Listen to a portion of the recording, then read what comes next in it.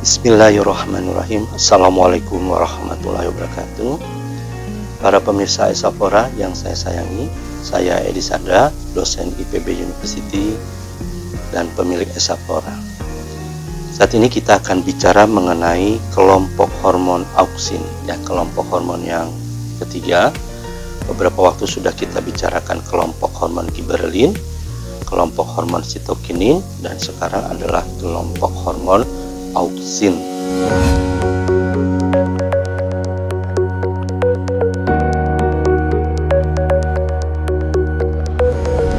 Kelompok hormon auksin adalah kelompok hormon yang fungsi utamanya adalah mensupport pertumbuhan akar.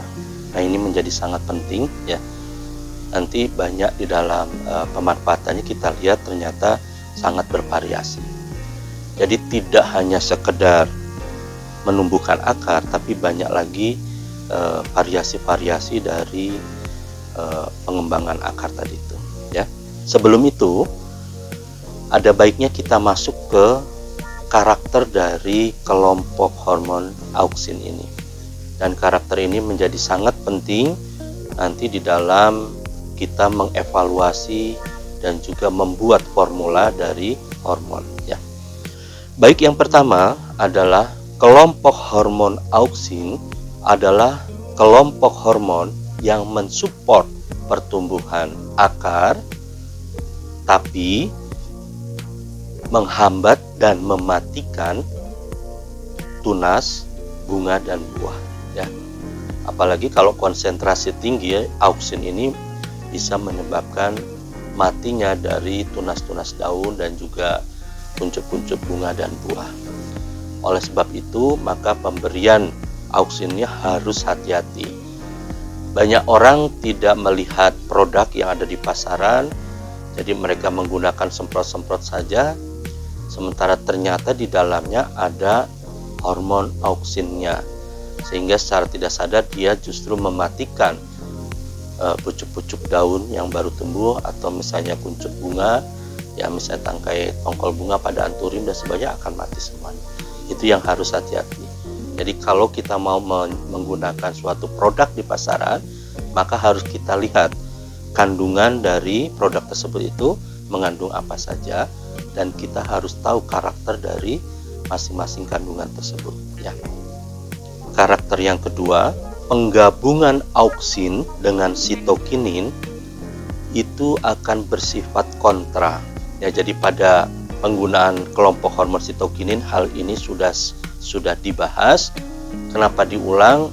Saya ingin agar ini menjadi suatu hafalan atau menjadi sesuatu yang menempel di kepala kita semua, bahwa auksin dan sitokinin itu bersifat kontra ya. Ini harus diingat, bersifat kontra, bersifat saling melemahkan, bersifat saling meniadakan.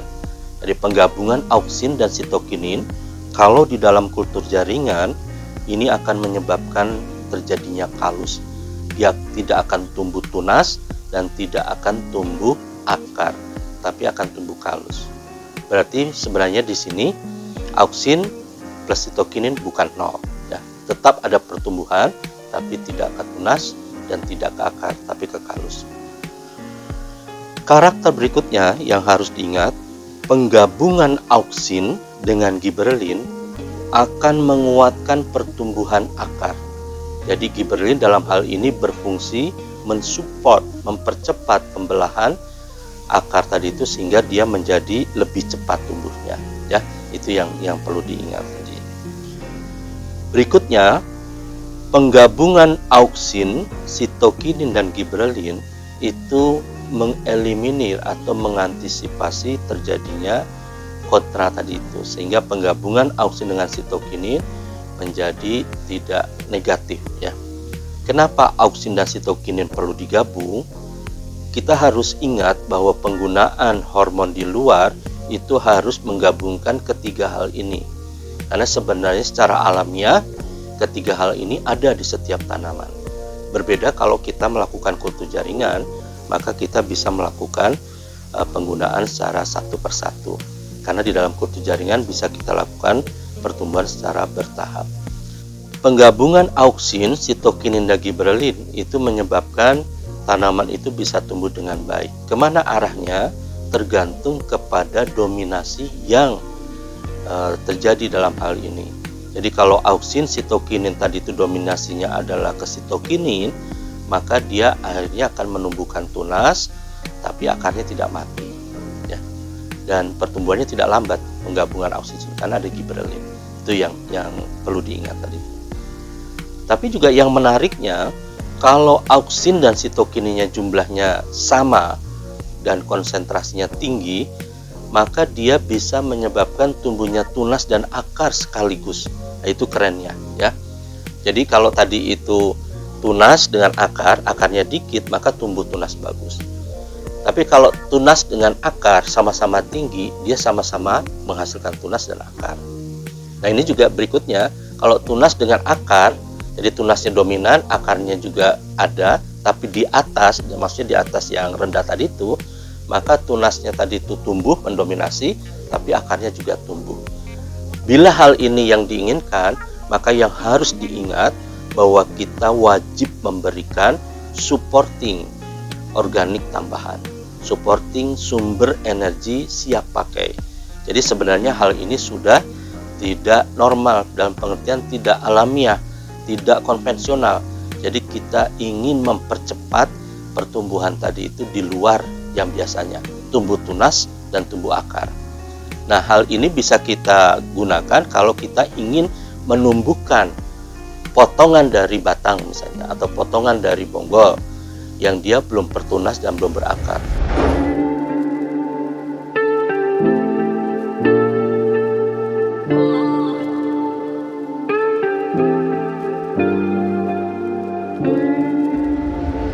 Nah, berikutnya karakter yang kelima, penggabungan sesama anggota auksin maka bersifat sinergi, bersifat menguatkan. Ya, ini sangat penting sekali, ya. Jadi nanti ada kita sebutkan anggota-anggotanya itu kalau digabung nanti dia akan saling menguatkan. Yang berikutnya keenam, ya, jadi ini kita cukup bahas cukup banyak, ini ada 18 poin, ya. Ini baru 6. Nah, ini tolong dicatat, ini sangat penting. Sumber alamiah auksin itu pada ujung tanaman, ya, pada ujung apikal dari tunas. Itu sumber alamiah dari auksin. Jadi setiap di pucuk tunas tadi itu ada sumber auksin. Sumber auksin jadi pada saat pucuknya itu tumbuh, maka sumber auksinnya aktif dan dia menghasilkan auksin, dan dia ditransfer ke bawah melewati titik-titik lateral dan dia akan menghambat tumbuhnya tunas-tunas lateral. Nah, hal ini kita sebut dengan istilah dominasi apikal, ya, dominasi apikal. Dia akan menumbuhkan akar. Nah, tumbuhnya akar itu akan mengaktifkan sumber sitokinin yang ada di ujung akar. Sehingga sitokinin tadi itu akan ditransfer ke atas dan menghambat tumbuhnya titik-titik lateral akar. Nah, ini kita sebut dominasi apikal akar. Dia ditransfer ke atas akan menumbuhkan tunas. Jadi itu saling mempengaruhi. Itu kenapa pertumbuhan tunas dan akar tadi itu mungkin seimbang, ya. Jadi kalau model jenis tanaman kalpataru, jadi tajuk dari atas tadi itu dengan biomasa akar tuh seimbang. Berikutnya, hasil yang optimal di dalam penggunaan auksin maka bisa kita lakukan dengan cara pertama, menggabungkan anggota kelompok auksin ya tadi itu lebih dari satu, misalnya kita gabungkan beberapa, itu akan bersifat sinergi dan lebih menguatkan. Yang kedua, kita berikan juga giberelin, ya. Jadi untuk mendapatkan hasil yang optimal bisa kita lakukan dengan menggunakan gabungan auksin dan juga pemberian giberelin. Itu. Kedelapan, bahwa penggunaan hormon auksin ya atau hormon itu adalah satu dari 10 komponen penting di dalam pertumbuhan tanaman. Ini selalu saya wanti-wanti. Jadi harus diingat bahwa kita berusaha mempercepat pertumbuhan tanaman dengan hormon, bahkan hormonnya konsentrasi tinggi, tapi kita lupa dengan 10 faktor penting tadi itu. Jadi hormon ini 1 dari 10.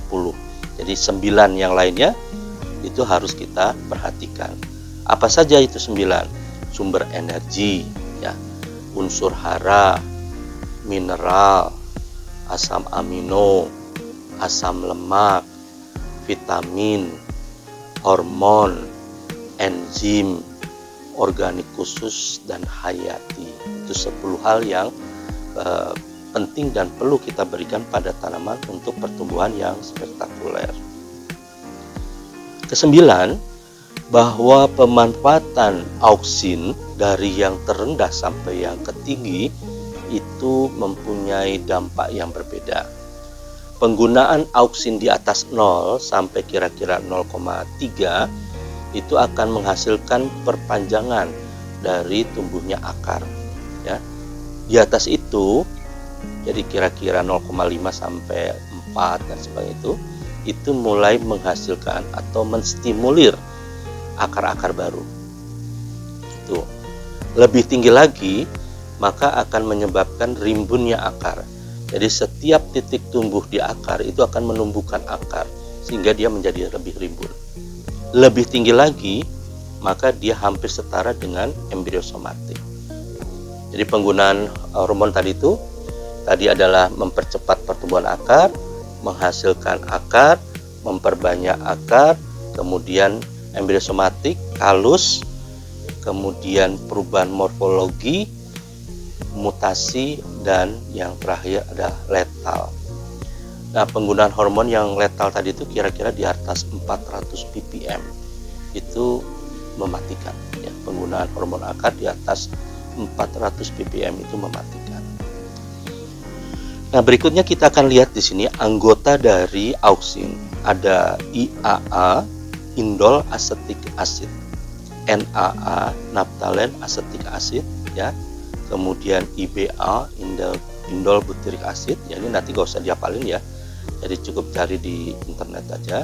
Terus kemudian 24D, dan berikutnya adalah bikloram. Yang saya ingin bahas di sini adalah keunikan masing-masingnya tadi itu. IAA itu adalah kelompok hormon yang dia alami, tapi dia juga labil, mudah rusak, dan hasilnya lambat, kecil, sedikit, ya. Sehingga IAA ini tidak dipakai oleh para pengguna kultur jaringan atau pengguna hormon karena hasilnya tidak spektakuler. Tapi yang perlu diingat adalah IAA mempunyai kemampuan untuk membantu mensupport tumbuhnya morfogenesis atau embriogenesis. Jadi kalau kita mau membuat tunas dari sel atau jaringan, maka IAA ini juga penting, ya. Itu. Berikutnya NAA. NAA ini adalah hormon yang mampu menumbuhkan akar, dan karakter akar yang dihasilkan adalah kecil-kecil banyak. Nah, karakter akar yang kecil-kecil banyak itu setara dengan akar serabut, ya, setara dengan akar serabut.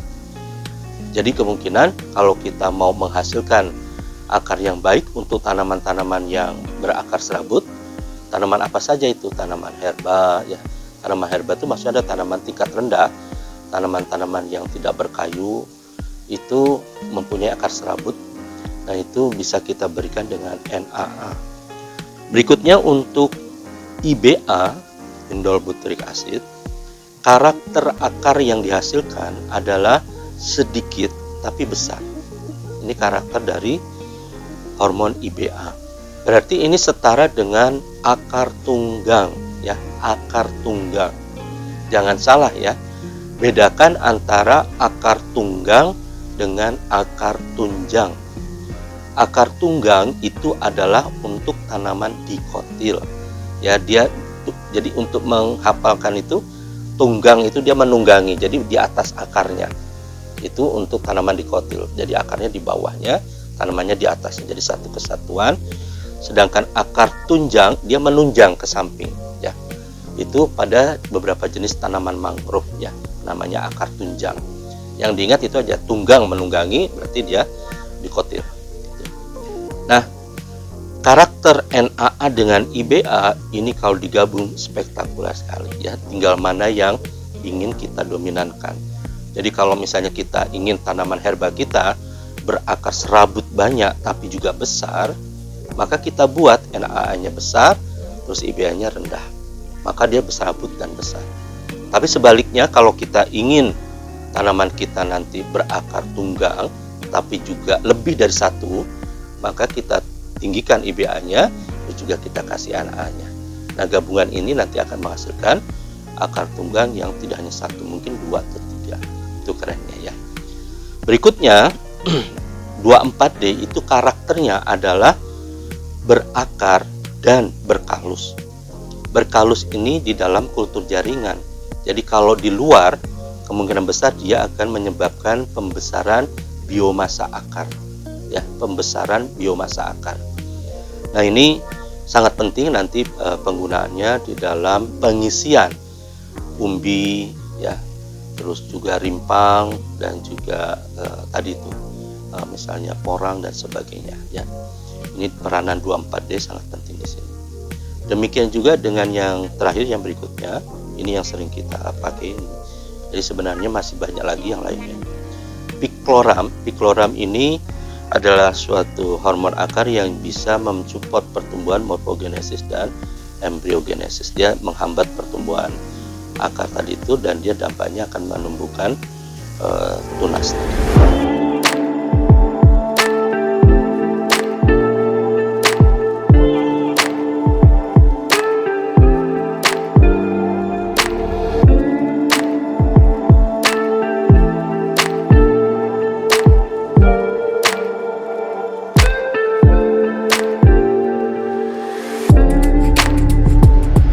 Nah, kemudian terkait dengan pemanfaatannya, maka tadi itu sudah kita gambarkan sebagian. Biasanya dipakai untuk stek tanaman ya. Gunanya adalah untuk secepat-cepatnya menumbuhkan akar. Kembali tadi itu yang kembalikan saya katakan kita harus ingat karakternya tadi itu, bahwa ada produk di pasaran yang dia mungkin tidak menggabungkan itu ya.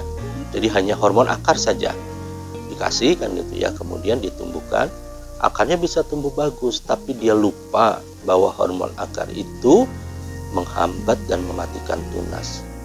Jadi akarnya tumbuh, tapi tunasnya tidak mau tumbuh karena dia terhambat oleh hormon akar tersebut. Hasilnya apa?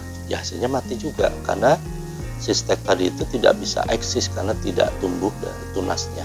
Ya, itu bahayanya. Jadi solusinya adalah harus kita gabungkan antara auksin dengan sitokinin.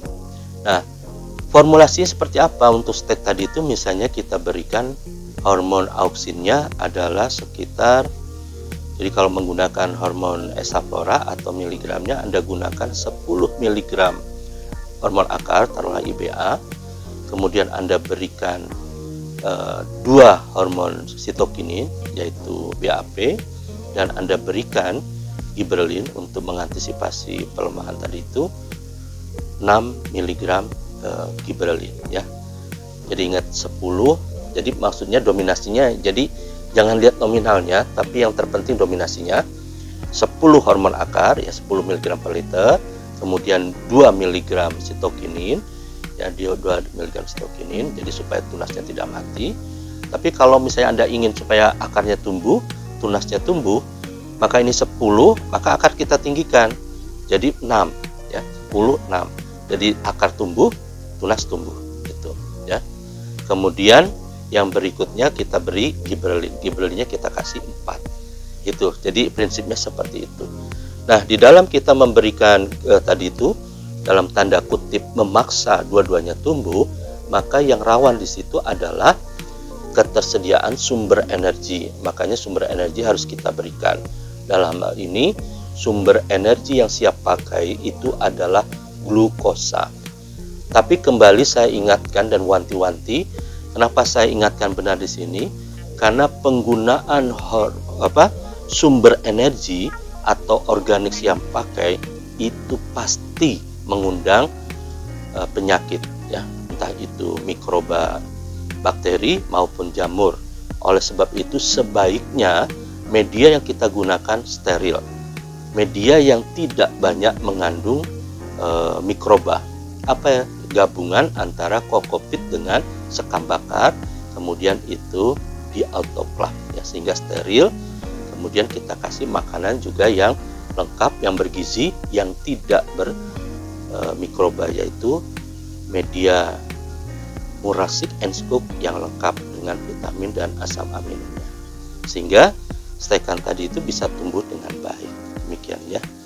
Demikian juga kalau kita mau menumbuhkan tadi itu misalnya umbi keladi, terus juga alokasia, porang dan sebagainya, maka umbi itu bisa kita cacah dan sebagainya. Kemudian kita tata di media tadi itu yang steril, kemudian kita semprotkan itu. Nah, hormon untuk menumbuhkan tadi itu, tunas itu gabungan antara auksin dengan sitokinin tadi itu. Kalau misalnya di awal yang lalu sitokininnya kita tinggikan 100 sampai 300, dan kalau kita ingin dia sekaligus tumbuh tunas, maka kita kasih hormon auksin di situ kira-kira 50 mg per liter. Jadi selain tumbuh tunas, dia tumbuh akar. Nah, kembali bahwa ini kita memaksakan tumbuh, berarti energinya akan terkuras cepat, maka kita perlu energi siap pakai, dalam hal ini glukosa. Glukosa itu adalah cairan infus yang siap pakai. Manusia juga perlu itu untuk sumber energinya.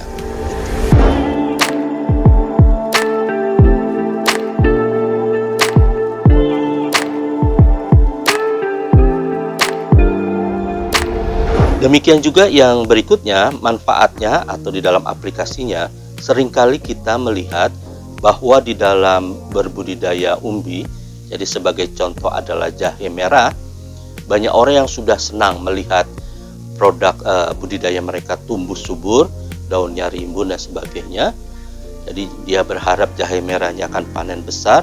Begitu sudah 9 bulan dipanen, wah, ternyata hasilnya sedikit, dan ini sangat mengecewakan. Kenapa demikian? Karena mereka lupa bahwa pertumbuhan tadi itu arahnya ke daun. Kenapa bisa demikian gitu ya? Karena si umbi tadi atau si jahe merah ini terperangkap pada pertumbuhan vegetatif yang subur, sehingga dominasi vegetatifnya tadi itu membuat dia tidak mampu menabung. Lalu bagaimana solusinya? Ya, solusinya pada saat si tanaman tadi sudah masuk fase dewasa, jadi fase pertumbuhan vegetatifnya sudah memadai, maka formulasi hormonnya kita rubah ke arah pertumbuhan akar. Bagaimana itu? Jadi kita buat formulasinya adalah formulasi menumbuhkan akar dan pengisian umbi. Menumbuhkan akar yang baik bagaimana? Yang baik adalah kalau ini dia tanaman herba, berarti NAA-nya harus dominan. Tapi supaya dia juga besar, maka kita kasih IBA. Jadi supaya dia banyak tapi juga besar. Nah, kemudian yang berikutnya, pada fase pengisian yang harus diingat adalah kita ganti formulanya, yaitu dengan menggunakan auksin 24D ya. 24D-nya bisa sampai 80%. Kemudian yang berikutnya kita kasih misalnya hormon IBA ya. Nah, 24D tadi itu arahnya adalah ke pengisian. Dengan didominasinya ke arah akar tadi itu, maka alokasi pertumbuhan tidak akan ketajuk. Tapi harus diingat bahwa kita juga harus memberikan sitokinin. Jadi kalau tadi saya sebutkan itu 80 adalah 24D, itu adalah di hormon auksinnya. Tapi kalau kita gabungkan auksin dengan sitokinin, maka di sini hormon auksinnya 70, kemudian hormon sitokininnya 10 misalnya, kemudian kita kasih giberelin 20. Kenapa dia cukup besar? Karena kita ingin menumbuhkan umbinya tadi itu melebihi dari yang biasanya ya. Tapi yang harus diingat, kalau misalnya jahe merahnya kemudian berbunga, berarti konsentrasi gibrelinnya terlalu tinggi, turunkan ya, turunkan. Kemudian untuk terkait dengan pengisian atau translokasi makanan, maka ada baiknya Anda memberikan tambahan yaitu KNO3 ya, kalium nitrat. Nah, ini kira-kira 2 gram per liter. Itu kalau untuk yang teknis yang ada di pasaran. Jadi bisa beli di toko pupuk, itu KNO3 yang teknis itu 2 gram per liter.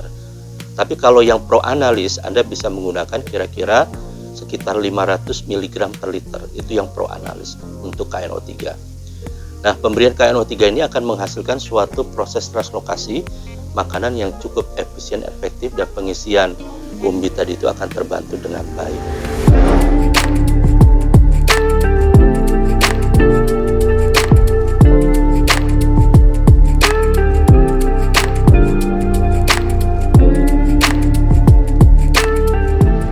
Jadi banyak yang perlu dipelajari terkait dengan penggunaan hormon auksin ini. Nanti kalau kurang jelas silakan ditanyakan ke saya ya di bawah video ini, atau juga bisa kontak langsung ke Esafora atau main langsung ke Esafora. Insya Allah kami dengan senang hati untuk bisa membantu Anda memahami dan menguasai penggunaan hormon ini. Saya rasa itu, terima kasih banyak. Assalamualaikum warahmatullahi wabarakatuh.